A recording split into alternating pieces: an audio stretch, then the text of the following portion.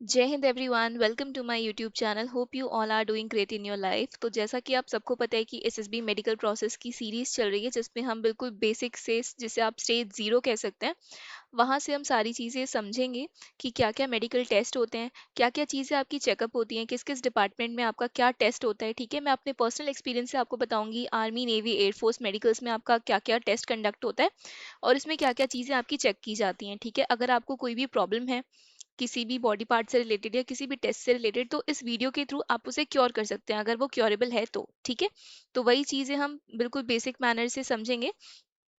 और उसी सीरीज में आज मैं बात करूंगी कि पीआर क्या होता है और पीआर के कॉमन कॉजेज क्या क्या होते हैं, जो मैंने अपने मेडिकल बोर्ड्स में देखे हैं बाकी कैंडिडेट्स के साथ। ठीक है, और इसके बाद जो वीडियो आएगी वो आएगी इंडक्शन मेडिकल, जो ट्रेनिंग अकेडमी में होता है आपका। ठीक है, एक और मेडिकल होता है इसके बाद, that is it, training academy. तो मेक श्योर कीजिए कि आप इस चैनल को सब्सक्राइब करके जाएं और हमारा टेलीग्राम चैनल भी ज्वाइन करें। ठीक है, जहाँ पे free of cost daily SSB practice sessions conduct करवाए जाते हैं।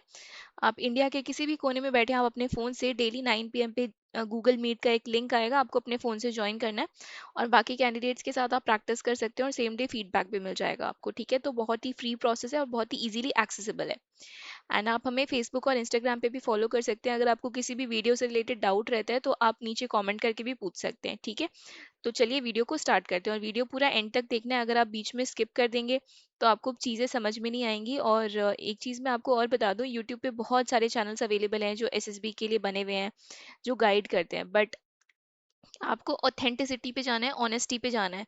जो खुद कभी रिकमेंड नहीं हुए, जो खुद कभी मेडिकल प्रोसेस से नहीं गुजरे हैं और वो वीडियो बना रहे हैं और उनके व्यूज आ रहे हैं, उनके सब्सक्राइबर्स बढ़ रहे हैं, तो आपको ना ऐसे डिस्ट्रैक्ट नहीं होना है। आपको सिर्फ उन्हीं की वीडियोस देखनी है जो ऑथेंटिक है, जो लॉयलिटी के साथ, जो ऑनेस्टी के साथ आपको समझा रहे हैं। ठीक है, आप सब्सक्राइबर काउंट पे मत जाइए, आप व्यूज पे मत जाइए, बट आप अंडरस्टैंडिंग पे जाइए कि कौन कितनी सच्चाई से आपको सारी चीजें बता रहा है। ठीक है, तो चलिए वीडियो को स्टार्ट करते हैं। इस वीडियो में हम समझेंगे कि what is PR in SSB medical. SSB medical में पीआर क्या होता है, ठीक है, उसके कॉजेस समझेंगे, उसका प्रोसेस समझेंगे और इम्पैक्ट ऑन सिलेक्शन। ये तीन चीजें हम समझेंगे पीआर से related. Once again please subscribe to this channel. ठीक है, आप हमारा टेलीग्राम भी ज्वाइन कर सकते हैं for free practice sessions. And अगर आपको एसएसबी से रिलेटेड मॉक इंटरव्यूज देने हैं तो आप अपना पीआईक्यू मेल कर सकते हैं ssblearning914@gmail.com पे। ठीक है, this is not H, this is ssblearning914@gmail.com। आपको डिस्क्रिप्शन बॉक्स में लिंक मिल जाएगा। तो सबसे पहली चीज़ है, बिल्कुल बेसिक से स्टार्ट करेंगे कि व्हाट इज पीआर। पीआर क्या होता है एसएसबी मेडिकल में। तो पीआर का मतलब होता है परमानेंट रिजेक्शन। ठीक है, PR means permanent rejection, declared when a candidate has a serious non curable medical condition. ठीक है, अब यहाँ पे कंफ्यूज नहीं होना है, पीआर बहुत सारे केसेस में क्लियर भी हो जाता है और पीआर बहुत सारे केसेस में क्लियर नहीं भी होता है। ठीक है, पीआर का मतलब ये होता है कि आपको कोई सीरियस इलनेस है, कोई सीरियस डिसीज है और वो नॉन क्योरेबल है। आप उसे विद इन 42 डेज आप क्योर नहीं कर सकते, बट वो क्योरेबल हो जाती है। ठीक है, मैंने बहुत सारे कैंडिडेट्स का देखा है पीआर क्लियर होते हुए अपने बैच के ही। तो बिल्कुल भी निराश नहीं होना है। ठीक है, अगर आपको पीआर मिलता भी है तो it means the candidate is unfit for arm forces service in that entry. ठीक है, अब मैं आपको यहाँ पे एक चीज़ और बताती हूँ। अगर आपको पीआर मिला है, पीआर का मतलब होता है कि you are unfit for arm forces service in that entry. ठीक है, बट बहुत रेयर केसेस में क्या होता है कि आपका परमानेंट रिजेक्शन क्लियर हो जाता है। ठीक है, तो ऐसा नहीं है कि जिस भी कैंडिडेट को पीआर मिला है उसका पीआर क्लियर नहीं हो सकता है, पीआर क्लियर होता है। मैंने खुद अपने बैचेस में देखे हैं। ठीक है, बट कुछ कुछ चीज़ें ऐसी होती है, कुछ कुछ पीआर ऐसा होता है जो बिल्कुल क्लियर नहीं होता है। और पीआर का मतलब आप ये मान के चलिए कि 80% तो आप रिजेक्ट है। अगर आपका पीआर मिल गया है आपको, ठीक है, एएमबी से अगर आपको पीआर मिल गया है तो आप 80% रिजेक्टेड है। 20% चांस इसलिए होता है कि नॉन क्योरेबल डिसीज है, बट वो टाइम लेके आफ्टर 42 डेज भी वो क्योर हो सकती है। 42 डेज का टाइम मिलता है, बट 42 डेज के बाद वो क्योरेबल है। तभी अगर कुछ चांस है ठीक होने का, तभी आपको रिव्यू मेडिकल बोर्ड से कॉल आती है, बिकॉज पीआर के केस में सबको कॉल नहीं आती है। मैं आपको ये चीज़ें सारी फिर से बताऊंगी। पहले हम समझते हैं कि process of declaring PR. PR को कैसे डिक्लेयर करते हैं डॉक्टर कि आप परमानेंटली रिजेक्टेड हैं। ठीक है, after the initial medical board, if a candidate is found unfit due to permanent condition, the board declares PR. ठीक है, इनिशियल मेडिकल बोर्ड का मतलब यहाँ पे क्या होता है, इससे पहले वाली वीडियो अगर आपने नहीं देखी है टीआर से रिलेटेड या एसएमबी एएमबी आरएमबी से रिलेटेड, तो मैं लिंक नीचे डिस्क्रिप्शन बॉक्स में दे दूंगी, आप वहां से जाके चेकआउट कर सकते हैं। वहां पे मैंने क्लियरली एक्सप्लेन किया है कि स्पेशल मेडिकल बोर्ड क्या होता है, अपील मेडिकल बोर्ड क्या होता है, रिव्यू मेडिकल बोर्ड क्या होता है। तो वहां से आपको सारी कंफ्यूजन दूर हो जाएगी, ठीक है। बिकॉज अदरवाइज मैं यहाँ पे भी बेसिक से स्टार्ट करूंगी तो ये वीडियो बहुत ज़्यादा लंबी हो जाएगी, बट फिर भी मैं आपको बता देती हूँ। आपका जो इनिशियल मेडिकल बोर्ड होता है अपील मेडिकल बोर्ड में, बिकॉज एसएमबी के पास अथॉरिटी नहीं होती है आपको पीआर डिक्लेयर करने की, ठीक है। वो सिर्फ आपको टीआर डिक्लेयर कर सकते हैं। तो मेक श्योर कीजिए कि वो वीडियो एसएमबी एएमबी आरएमबी से रिलेटेड आप प्लीज़ देखिए, ठीक है, इससे पहले। तो इनिशियल मेडिकल बोर्ड जब पता चलता है उन्हें कि आपके पास कोई ऐसी इलनेस है, आपको कोई ऐसी डिसीज है या कोई ऐसी प्रॉब्लम है जो आपके ट्रेनिंग एकेडमी में एक एक ऑब्स्टेकल क्रिएट कर सकती है, तो वो आपको फिर परमानेंट रिजेक्शन देते हैं। अगर वो आपको डिक्लेयर कर देते हैं कि आप अनफिट हैं, वो डॉक्टर पहले आपको एक्सप्लेन करेंगे अच्छे से कि आप अनफिट हैं, ये कंडीशन है, उसके बाद फिर वो लिख देते हैं कि अनफिट, ठीक है। और फिर वो कंडीशन भी लिखेंगे कि इस वजह से आप परमानेंटली रिजेक्टेड हैं, ठीक है। उसके बाद the candidate is informed immediately and no remedial period is given unlike TR, ठीक है। और अगर आपको पीआर मिल जाता है किसी भी डिपार्टमेंट में, फॉर एग्जांपल अगर मैं बात करूं जैसे मान लीजिए आई आई का मैं एग्जांपल इसलिए दे रही हूँ बिकॉज आई के केस में अगर किसी को भी पीआर मिलता है तो बहुत ही रेयर कंडीशन है कि रिव्यू मेडिकल बोर्ड से आपको कोई कॉल आता है, ठीक है। AMB is the final stage जहाँ पे आपको अपना सारा टीआर क्लियर करना है। अगर एएमबी में आपको पीआर मिलता है तो बहुत ही मुश्किल है कि आपको आरएमबी जो रिसर्च रेफरल हॉस्पिटल है आर्मी का, दैट इज इन दिल्ली, जो एक ही हॉस्पिटल है पूरे इंडिया में, वो आरएमबी रिव्यू करता है, रिव्यू मेडिकल बोर्ड उसे बोलते हैं। तो मैंने वो सारी वीडियो बना चुकी हूँ मैं एसएमबी एएमबी आरएमबी से रिलेटेड, तो आप वहाँ पे जाके चेकआउट कर सकते हैं, ठीक है।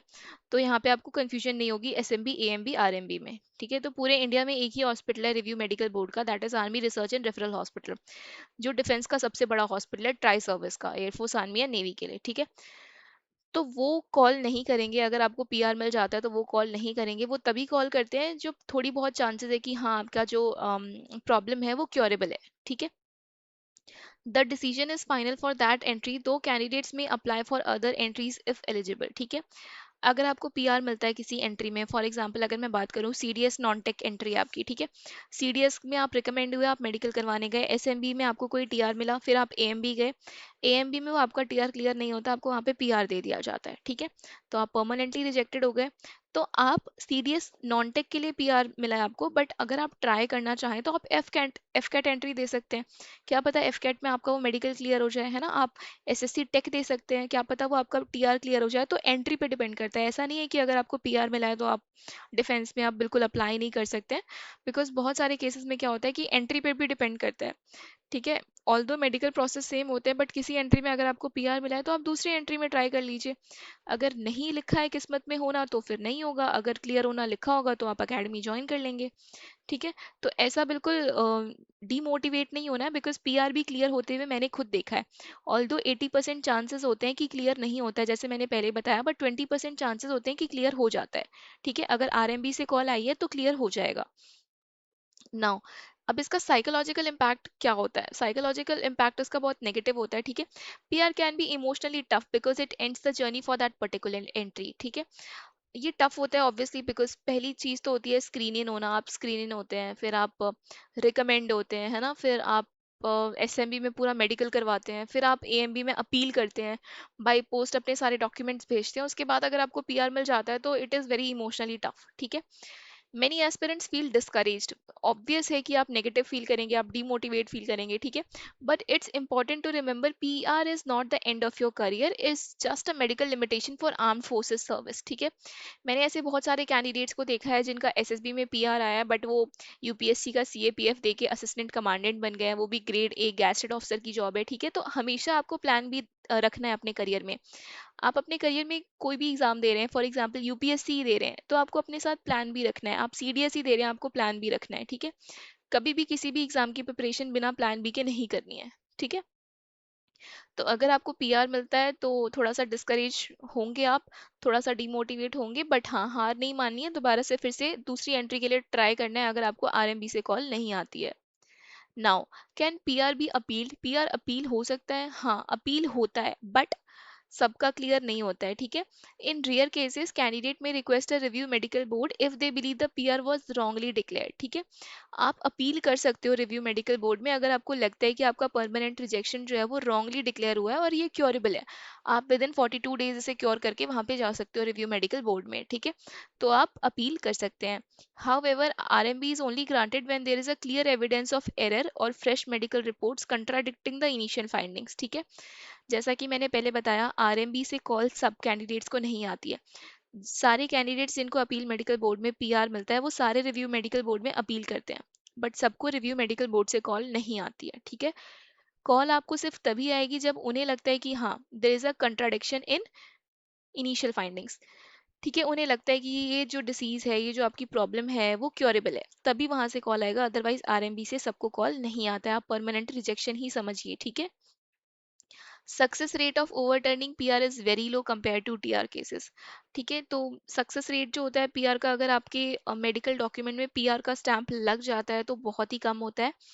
बिकॉज टीआर जो होता है वो फिर भी क्लियर हो जाता है, बट अगर पीआर का स्टैंप लग गया है तो वो क्लियर होने के लिए, जैसे मैंने पहले बताया, सिर्फ 20% चांसेस होते हैं। 80% आप मान के चलिए कि आप परमानेंटली रिजेक्टेड हैं, ठीक है। और अगर आपको कॉल नहीं आती है आरएमबी से तब तो मान के ही चलना है कि रिजेक्टेड है। इन केस अगर भगवान ने चाहा अगर कॉल आ जाती है तो फिर आप वापस आरएमबी जाके अपना मेडिकल करवा सकते हैं, और अगर उन्हें थोड़ा बहुत भी लगता है तो वो आपका पीआर क्लियर कर देते हैं। बट एएमबी में ये सारी चीज़ें क्लियर हो जाती हैं, ठीक है। अब मैं आपको बताऊंगी कि कॉमन कॉजेज ऑफ पीआर जो मैंने फेस किया अपने मेडिकल्स में, बाकी कैंडिडेट्स को देखा है कि किन किन कैंडिडेट्स को किस किस चीज़ों में परमानेंट रिजेक्शन मिलता है, वो अब हम कॉमन कॉजेस डिस्कस करेंगे। सबसे पहली चीज़ तो है विजन इशू। आई का अगर किसी को भी टीआर मिलता है तो पहले तो फिंगर्स क्रॉस कर लेनी है, बिकॉज आई का टीआर बहुत ही मुश्किल से क्लियर होता है, ठीक है। बिकॉज हम 42 डेज में अपनी आंखों की पावर नहीं बढ़ा सकते हैं, हम ऐसी कोई सर्जरी नहीं कर सकते हैं बिकॉज वो पकड़ में आ जाएगी फ्रेशली सर्जरी, ठीक है। वो भी चीज़ें मैं डिस्कस करूंगी कि क्या क्या चीज़ें होती हैं आगे वीडियो में, तो प्लीज़ आप इस चैनल को सब्सक्राइब कीजिए, ठीक है। और टेलीग्राम को तो पक्का ज्वाइन करना है, आपको सारे अपडेट्स वहाँ पे मिल जाएंगे। तो सबसे पहले तो होता है विजन इशू। अगर आपको कलर ब्लाइंडनेस है, ठीक है, तो पक्का से पीआर है, बिकॉज कलर ब्लाइंडनेस तो नॉन क्योरेबल है। सीवियर स्क्विंट है, पुअर आईसाइट है जो नॉन करेक्टेबल है इवन आफ्टर वियरिंग स्पेक्स, तो ये सारे जो कॉजेज हैं वो पीआर के हैं, ठीक है। फिर अगर आपकी कोई ऑर्थोपेडिक प्रॉब्लम है, जैसे फ्लैट फी है, नॉकनीज है, नॉकनीज में भी अगर सीवियर नॉकनीज है तो अब वो पीआर है, ठीक है। और फिर स्पाइनल डिफॉर्मिटीज हैं, ठीक है, स्कोलियोसिस काइफोसिस अगर है तो ये सारी पीआर मिलता है आपको इन सब चीज़ों में। फिर अगर कोई रेस्पिरेटरी या कार्डियक इशू है, जैसे अस्थमा है किसी को, हार्ट डिसीज है, या अब नॉर्मल ईसीजी रिपोर्ट आ रही है किसी की, ठीक है, तो इन सारे केसेस में भी आपको पीआर मिलता है। अदर कंडीशंस क्या हो सकती हैं, जैसे मेजर लिवर है, स्प्लीन एनलार्जमेंट है, एपिलेप्सी है, सीवियर हियरिंग लॉसेस है। तो ये कुछ कॉमन कॉजेस हैं पीआर के। आगे मैं आपको वीडियो बना के बताऊंगी कि अगर कुछ पीआर आपको इनमें से मिलता है तो आप कैसे ठीक कर सकते हैं। बिकॉज मेरा पर्सनल एक्सपीरियंस है, जब मेरा भी मेडिकल हो रहा था एयरफोर्स आर्मी या नेवी का, तो मुझे भी पता चली थी बहुत सारी चीज़ें जो मैं, बिकॉज मैं वहाँ पे फ्रेशर थी पहली बार, हालांकि मैं फर्स्ट अटेम्प्ट में रिकमेंड नहीं हुई हूँ, ठीक है। मैं थर्ड अटेम्प्ट से रिकमेंड होना स्टार्ट हुई थी। तो मुझे फिर पता चलता गया जब मेरे मेडिकल्स होते गए डिफरेंट डिफरेंट सर्विसेज के, तो मुझे पता चलता गया कि अच्छा ये चीज़ें भी क्योरेबल हैं, ठीक है। तो मैं आगे वो आपको वीडियो में बताऊंगी। फिर जब मैं अकेडमी गई, जब मेरा इंडक्शन मेडिकल हुआ, तो वो सारी चीज़ें भी मैं आपको बताऊंगी। नाउ अब हम समझेंगे क्लियर कट डेफिनेशन और डिफरेंस कि टीआर क्या होता है, पीआर क्या होता है, ठीक है। सबसे पहले टीआर का मतलब होता है टेम्पररी रिजेक्शन, पीआर का मतलब होता है परमानेंट रिजेक्शन। नेचर क्या होता है, टीआर आपको माइनर केसेस में दिया जाता है अगर वो क्योरेबल है, पीआर आपको सीरियस इश्यूज में दिया जाता है, वो नॉन क्योरेबल होता है, ठीक है। टाइम गिवन होता है 42 डेज का, करेक्शन टाइम दिया जाता है आपको टीआर क्लियर करने के लिए, आपको विद इन 42 डेज एएमबी में रिपोर्ट करना होता है।